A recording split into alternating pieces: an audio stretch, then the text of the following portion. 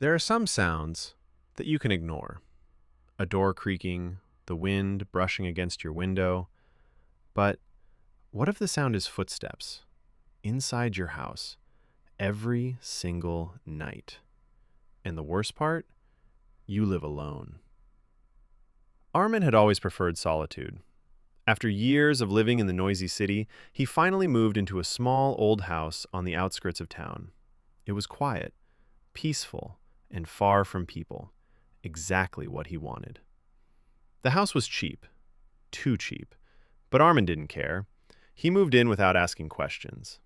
That was his first mistake. The first night was normal. He unpacked, ate dinner, and went to bed early. But around 2:13 a.m., he woke up.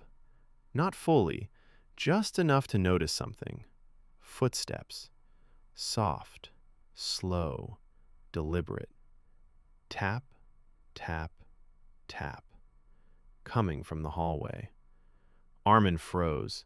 He held his breath. Maybe it was the house settling. Old wood, pipes. He convinced himself of that and went back to sleep. The next night, it happened again. 2:13 a.m. This time, the footsteps were clearer, closer, not random.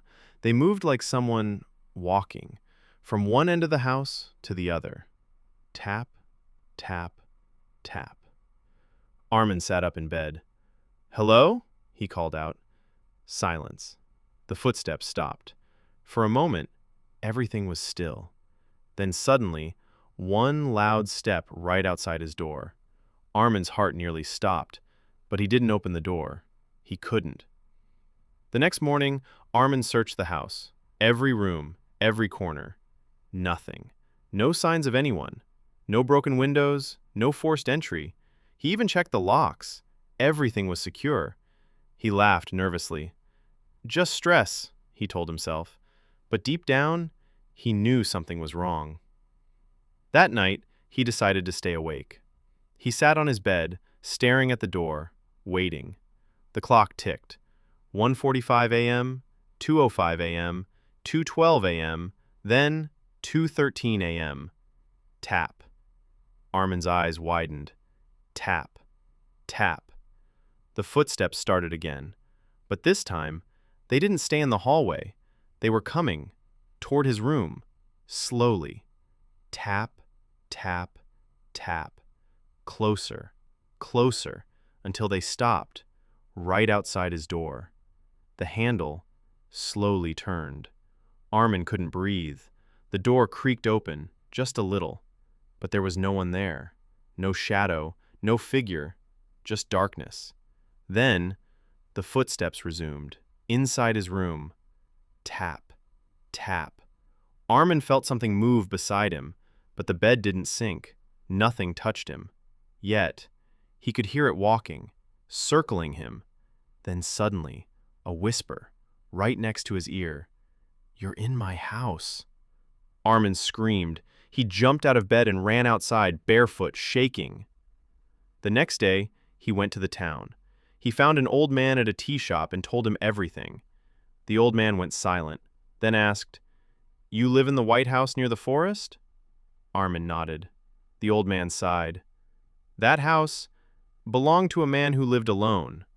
Armin felt a chill. "What happened to him?" The old man looked him straight in the eyes. "He used to complain about footsteps every night." Armin's stomach dropped. "And then?" "They found him dead, in his room." Silence. No signs of struggle, no injuries. The old man leaned closer. "But the neighbors said they still heard footsteps in the house, even after he died." Armin returned home one last time, to collect his things. He packed quickly, didn't even look around. As he was about to leave, he checked the time. 2:12 a.m. His hands froze. He rushed to the door. Then, 2:13 a.m. Tap. The footsteps started again, but this time, they weren't in the hallway. They were behind him, right inside the room. Armin slowly turned, and for the first time, he saw it. A dark figure, standing, watching, smiling. The police report said Armin disappeared that night. No signs of struggle, no trace, just an empty house. And every night, at exactly 2:13 a.m., the neighbors still hear footsteps.